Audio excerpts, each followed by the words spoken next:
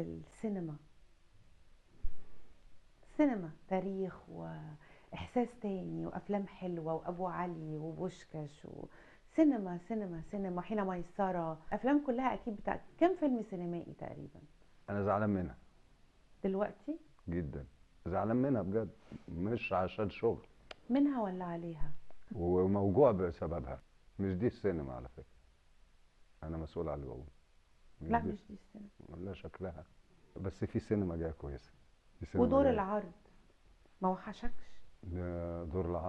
دور العرض السينمائي ودور العروض المسرحيه. انت عارف ايه المشكله يا استاذ مجدي؟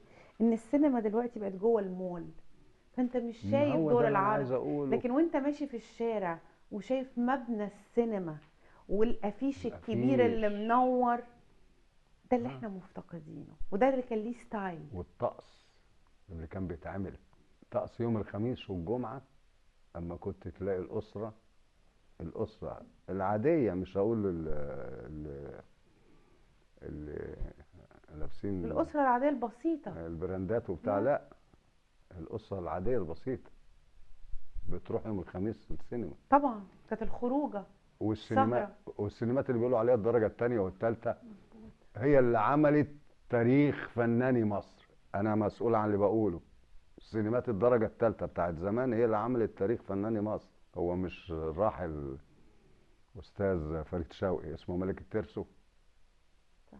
الترسو ده يعني الدرجه الثالثه. طبعا.